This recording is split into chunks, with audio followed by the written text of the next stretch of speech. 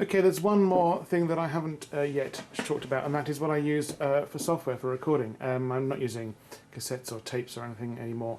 Not done that for a long time. But I am using MIDI setup, and I have a very old, again, it works fine, haven't needed to upgrade it, version of Cubase, Cubase SX version 2, this is. And the joy of this, having set it up, which is partly why I don't want to change things, is that I have got every single voice of all the different sound modules all set up that I can find straight from this. I don't need to even go and press the buttons on the fronts or panels of any of those, because they're all listed here, which means I can look through them much more quickly. I haven't set up a different MIDI channel, so my XV80 is at the top here. I'm going to zoom in a bit for you guys, hopefully you can see what's going on, whether you can read the descriptions up there. Okay, so this is my sort of default template. Oh, sorry about that. My default template for playing things. So I've got, you can hear the sounds. That's the XV5080. Then the Proteus 2000, I think, is set to a bass sound.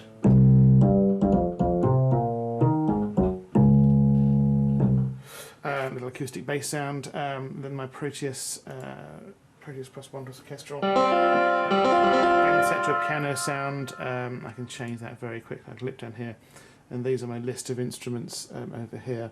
I can change it to, let's say, a harpsichord to play a bit of harpsichord music.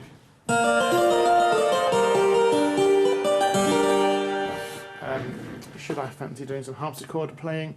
I'm not a brilliant pianist by any stretch, but I just about get by. And then the TG300 is probably on a piano sound. Not too in keeping with the style there. Okay, so that's the that was the Yamaha TG300. Nano piano, as I said, not plugged in, and then the Akai SO1, which is again not plugged in. It's a really basic sampler. Had about 30 seconds of memory.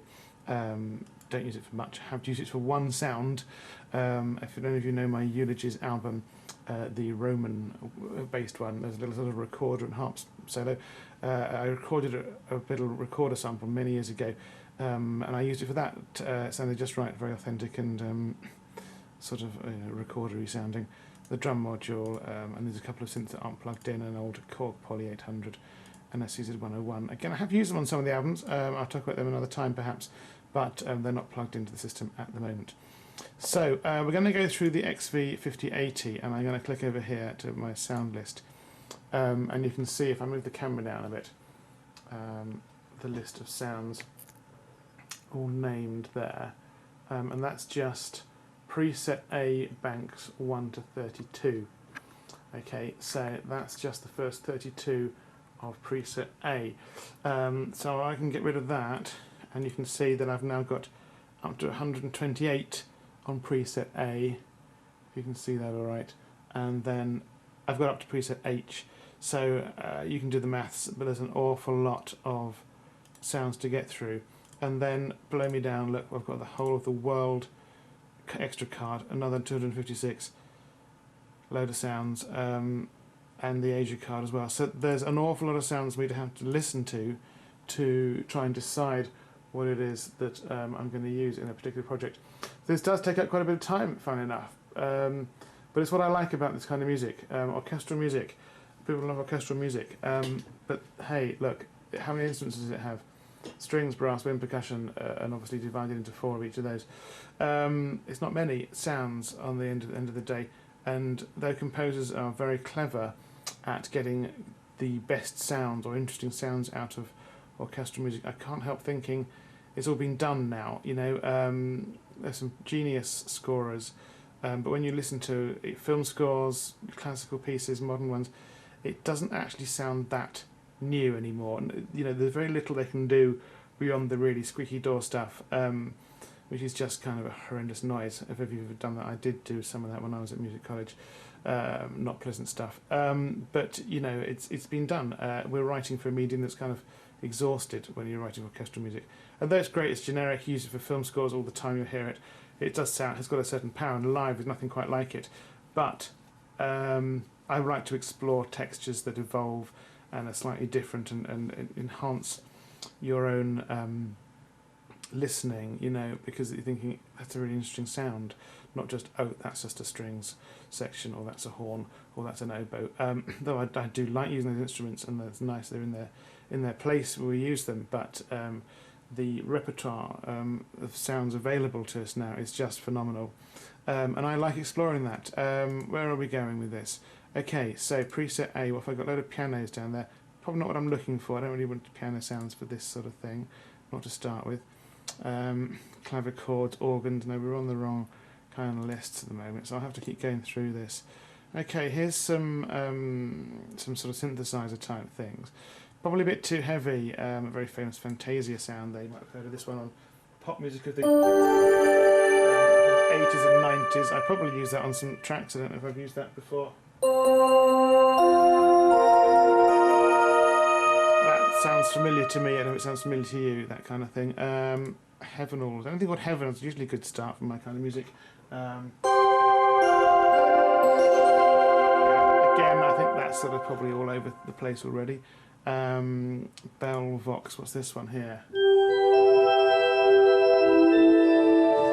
Okay, sort of a bell and vocal sounds nice.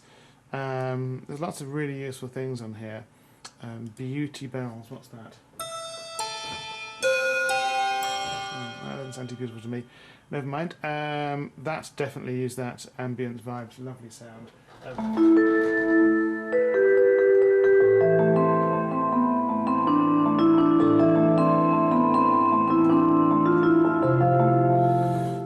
Yeah, we've heard that one before. Those of you who know my music will have heard that before. And marimba stuff, all useful things. I'm looking for some sort of synth pads today to get some nice relaxing moods going. Drums, guitars, this is still on the wrong thing. You know, I don't really know what those things are. A, because I forget, and B, it doesn't really tell me, just says what they're preset, and B, these are all guitars, and then some synthesizers. I'll try and skip through this quickly for you. That looks like synthesizers. Techno, no, don't want those. Winds, these are more the instruments sort of things. So we've got some orchestral things here. Film orchestra, that will probably be really big sounding.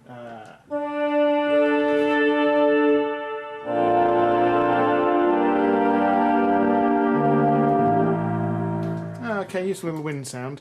Not bad actually, might take a note of that one. And things like that, so we get into the sort of acoustic sounds. I'm only on preset C so far. Okay, bell tree.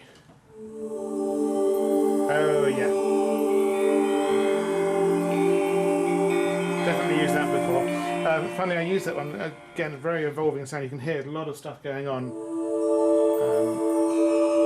just for playing a few notes there. And then blame me, our dear friend, I wish he was a friend but he's not sadly, but Vangelis, I found that one of his tracks after I'd written my one. To be fair, I'm not going to lie there. I did write my track first, and then I discovered one of his tracks had that all over it as well. So I was quite pleased that we both had the similar taste in sounds. There's some vocal things here.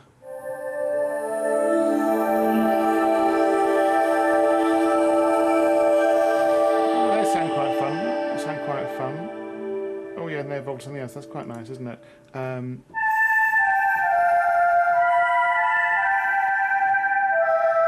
So some voicey ones.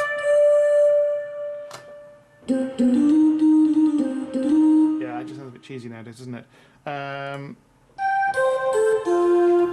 Okay, so yeah, some nice vocal ones there. I might leave that open to have a look at that later. Vocal ooze, lots of vocal things. Simply, this one's feel like strings now, I'm guessing. Yeah, big string sounds. What I'm really looking for is the kind of pads that you can hold down and they just do something for you for a bit. You can then layer stuff over. What are these ones here? 3D flange. That sounds exciting, doesn't it?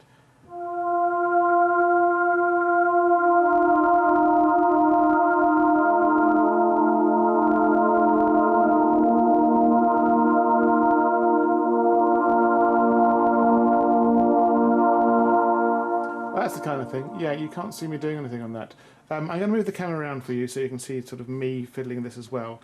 And see how we get on. But there's a few sounds there. But that's how I go through choosing them. I've got this list here that I can see things and move my mouse up and down. I can scroll and find them all as I need them. Much easier than trying to go through little windows on the tiny LCD screens and stuff.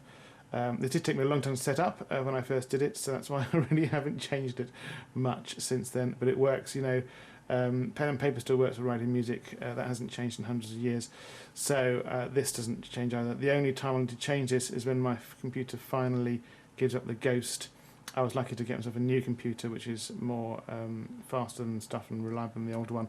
But I had to make sure Windows XP could be installed on it. And once this computer dies, and I expect the next computer will not get anywhere near Windows XP, I'll have to really think about how I upgrade everything at once. As far as software is concerned, I wish they'd make computers that last forever. Maybe this one will last forever, who knows. Right, so I'm going to move the camera around again so you can see what I'm doing rather than just staring at a blank screen. And just experiment with some of these little sounds, see if I can get inspired by anything to do stuff while we are going through some of these sounds.